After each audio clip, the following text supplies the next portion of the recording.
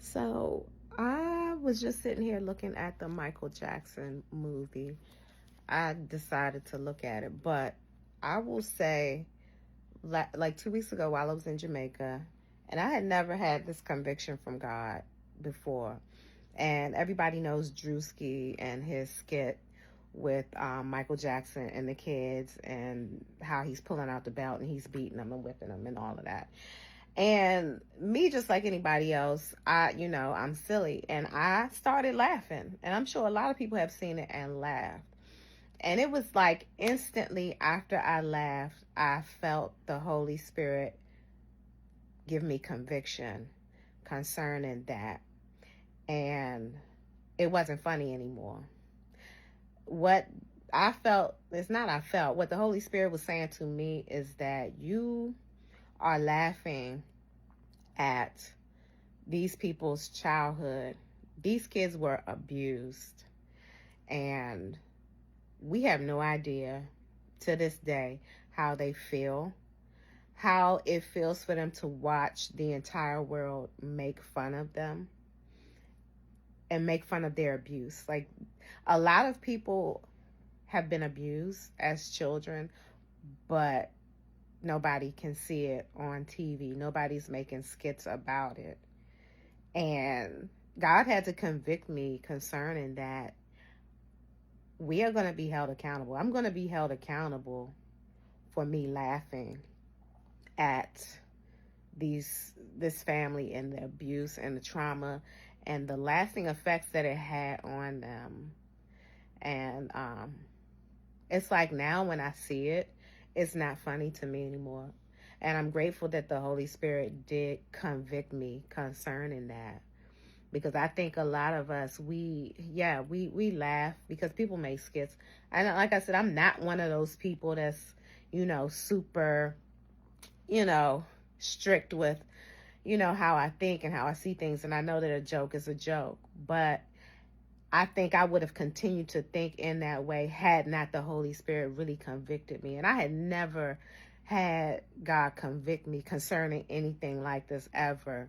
And so now, me looking at, just the beginning of the movie, I almost want to cry. So I just want us to understand, whether you're a believer or not, we're going to be held accountable for the things that we even look at and laugh at.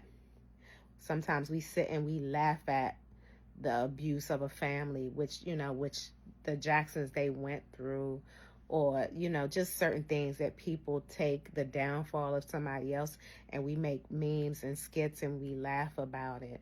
And I'm not, telling anybody what to do. I just know that this is what God was letting me know. And I don't think it's just only for me. We are all going to be held accountable for the things that we sit and we laugh and we joke about.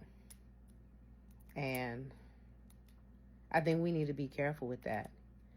And I always try to, and it's a part in the Bible where it says, the mercy that is shown to you is the mercy that will be shown. The mercy that you show is the mercy that will be shown to you. And I try my best to live by that. I try to show mercy to people, even when I, react in a bad way. I always sit down and I meditate on how I responded, and I allow the Holy Spirit to correct me. And I go back and I try to make things right, and I try to apologize, and I try to, not just apologize, but admit where I fell short. Because I want that mercy to be shown to me, and I want to show mercy to other people. And when people do me wrong or whatever, and they come to me and they apologize, my goal is to try to always make things right, if that is the case, because some situations you can't make right.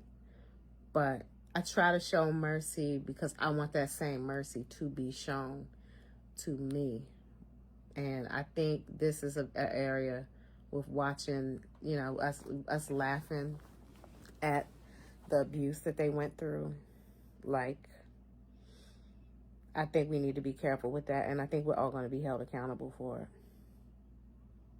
So I don't know who this message is for. I know it's not just for me, but I know it's going to convict some other people out there. So, yeah.